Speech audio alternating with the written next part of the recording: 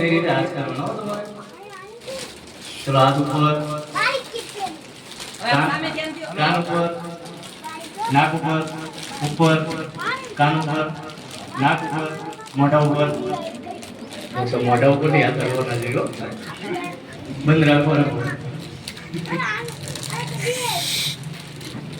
નમસ્કાર. કન્યા કેળવણી મહોત્સવ અને શાળા પ્રવેશોત્સવ 2025 અંતર્ગત અમલગઢ પ્રાથમિક શાળા વધારેલ મારી સાથે મારા સીઆરસી વિપુલભાઈ,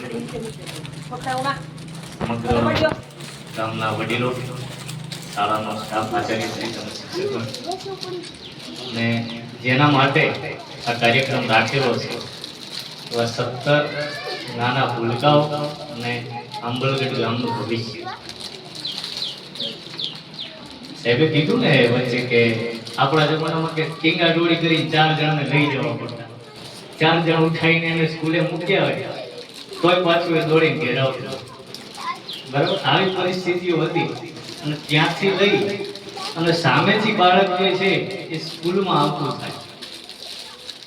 બાળકને એક મનગમતું વાતાવરણ જે છે એ પેદા થાય. બાળકને ઘર કરતા પણ સારી લાગે એવી જે પરિસ્થિતિનું નિર્માણ થાય એના માટે થઈ અને આજે શાળા પ્રવેશોત્સવનો એક માર્ગ છે આપણને સરકાર દ્વારા બતાવવામાં આવ્યો.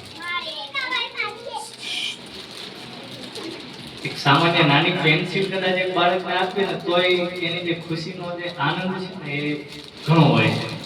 એટલે ક્યારનું હું એ જ જોઉં છું કે તારે આવા કલરની બોટલ છે, તારે પેલા ક્યારે તારે ગ્રીન છે ને તારે પીળી છે. આ જે આનંદ છે ને એમનો અનેરો છે. બરાબર ને?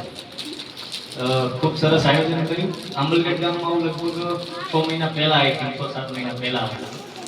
ત્યારે મને વાત મળતી કે હજી શૌચાલયનું કામ એનું બાકી હતું. પેલા એ પૂછ્યું છે શૌચાલયનું કામ તમારું થઈ ગયું કે થઈ ગયું ને? ખૂબ જ સારું આયોજન કર્યું છે. તેમજ બીજી વસ્તુ એ કે ખરેખર આનંદ છે કે 17 બાળકો જે છે એને પ્રવેશ મેળવ્યો છે બાલવાટિકા. નંબર 2 કે આ પ્રાઇવેટ સ્કૂલમાંથી 3 બાળકો તમારા આઈ થિંક આવે છે. હરમેશ લગભગ માનસિકતા આપણી કેવી હોય છે કે સરકારી સ્કૂલમાંથી પ્રાઇવેટ સ્કૂલમાં બાળકો જતા હોય છે. પણ હવે એ જે માઇન્ડસેટ છે, એ કોન્સેપ્ટ છે, એ બધી વિચારધારા છે એ બદલાય છે. શાળાના શિક્ષકો છે એવું નથી કે સરકારી શાળા એટલે કે જ્ઞાન નથી મળતું. કે શાળાના શિક્ષકો એટલી મહેનત કરે છે. તમે કદાચ અત્યારે આવીને જોઈ શકતા હશો. એમના ઉપર એટલી બોજો છે. કાલે મને સાહેબ બતાવતા હતા કે એમને છે ને ગમે ત્યારે વિડીયો કોલ આવે ગાંધીનગર. સીઆરસી સાહેબને ગમે ત્યારે ગાંધીનગરથી વિડીયો કોલ આવે અને વિડીયો કોલમાં બતાવે કે તમે જે ગામની વિઝિટ કરી હોય એ શાળા બતાવો, અમને એના આચાર્ય હાજર છે કે નહીં બતાવો, શાળામાં શું ભણાવે છે એ બતાવો. તો સરકાર પણ એટલી ચિંતિત છે કે ભાઈ બાળકોને છે એ શિક્ષણ સારું મળે અને સરકારી જે શાળાઓ છે એના જે શિક્ષણનું ધોરણ છે એ ઊંચું. તમે જો જ્ઞાન સાધના, જ્ઞાન સેતુ જેવી ઘણી બધી યોજનાઓ છે જેના થકી બાળકને એક પ્રોત્સાહન મળે અને બાળકની જે છે એ ભણવા પ્રત્યેની રુચિ છે એ વધે. બરાબર છે? જેમ શિક્ષકોનો કહું છું કે રોલ છે એ રીતે વાલીઓનો પણ એટલો જ રોલ છે. એક હાથે તાળી નથી પડતી. એમ ગમે તેટલું શિક્ષકો કહેશે પણ ઘેર બાળક આવે પછી આપણી કેટલી જવાબદારી છે. એક વાલી તરીકે આપણી કેટલી જવાબદારી છે. હમણાં ઘણા બાળકોને સન્માનિત કરવામાં આવ્યા કે ભાઈ શાળામાં સૌથી વધુ હાજરી જેની હોય. બરાબર છે? પણ એ જવાબદારી છે ને વાલીની છે. એ બાળકની જવાબદારી નથી કે ભાઈ બાળક હાજર રહે. એ જવાબદારી વાલીની છે કે પોતાના બાળકને ફરજિયાતપણે શાળાએ મોકલો. નાની બાબતો હોય કે ભાઈ વરસાદ વધુ પડ્યો છે તો શાળાએ નથી મોકલવું. અમુક વાર કાંઈ ના હોય ને માળિયા ખાલી આંટો મારવા જવાનો હોય, બાળકને સાથે લઈ જવાનું હોય. બરાબર છે? તો કે આજે શાળાએ નથી મોકલવું. તો ઘણી જવાબદારીઓ ખાલી શિક્ષકોની નથી, ઘણી જવાબદારીઓ આપણી પોતાની છે. નંબર 2 કે બાળક છે ને એને ઝાડો એટલું ચડે, જેટલું જોવે એટલું શીખે. તો તમામ વાલીઓને ખાસ વિનંતી કરીશ કે સૌરાષ્ટ્રમાં આપણે મસાલાનું પ્રમાણ વધારે છે, માવા મસાલા. બરાબર છે? પોતાના બાળકની સામે ક્યારેય છે ને એક માવા કે મસાલા ના ખાય, ખાલી આટલું કરશે ને દરેક વાલી તોય બહુ છે. વ્યસન મુક્તિ એ ખરેખર જરૂરી છે. આપણે અત્યારે તમે જુઓ એક અજાબ ગામ છે કેશોદનું, કે બીજા ઘણા બધા ગામ તમે કન્ટિન્યુઅસ પેપરમાં ને એમાં વાંચતા હશો કે ભાઈ ઘેર ઘેર કેન્સર થઈ ગયા છે. ક્યાંક ને ક્યાંક આ કારણો જે છે એ આપણા વ્યસન છે, અને બીજા નંબરે આપણા ખોરાક પણ છે. ક્યાંક ને ક્યાંક આપણો ખોરાક પણ સારું કરી રહે છે. પણ જે ખોરાક ઉપર એ કંટ્રોલ ખેડૂતનો છે, બરાબર છે. એટલે લગભગ ગામમાં રહે છે એ બધા ખેડૂતો છે, મોટા ભાગનો જે ખેડૂત વર્ગ છે, અને પોતાના જ બાળકો છે.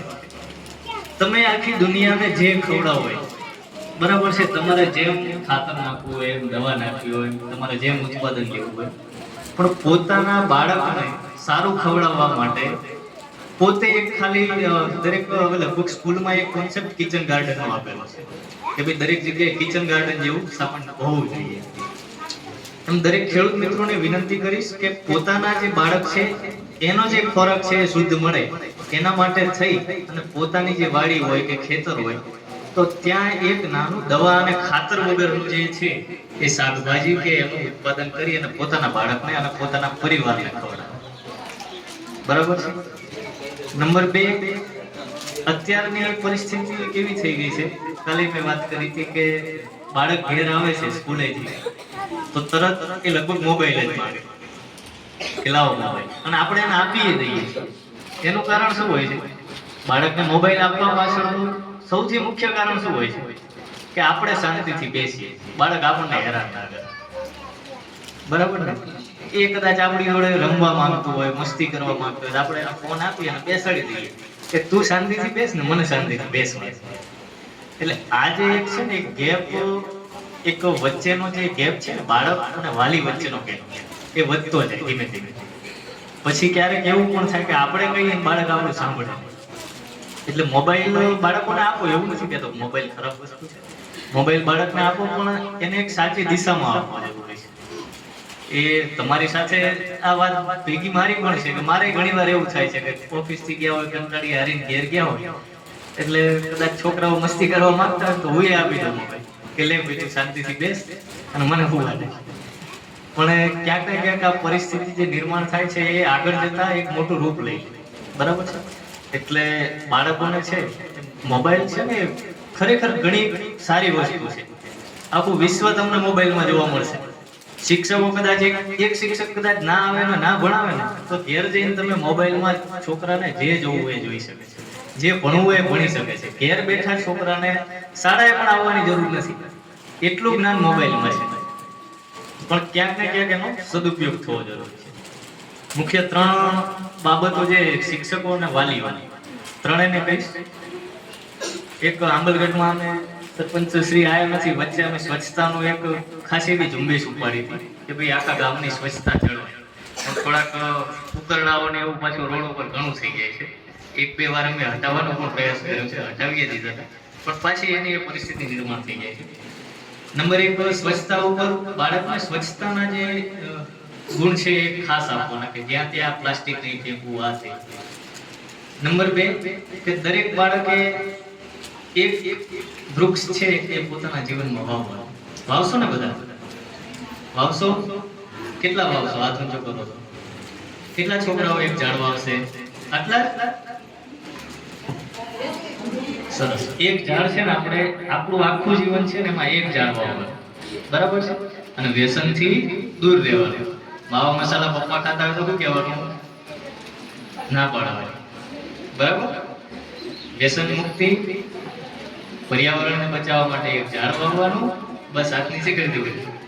અને આપણે જ્યાં ત્યાં કચરો નહીં ફેંકવાનો. આ 3 વસ્તુ કરશો ને એટલે આપણે ભારતના નાગરિક છીએ. બરાબર છે ને? આ દેશ આપણો છે ને, તો આ દેશ માટે આપણે આ 3 વસ્તુ કરવાની. ઠીક છે? વાલી અને શિક્ષક બંને સાથે રહી અને આંબલગઢ ગામનું જે ભવિષ્ય છે એ ઉજ્જવળ કરે એવી અભ્યર્થના. વસ્તુ થઈ.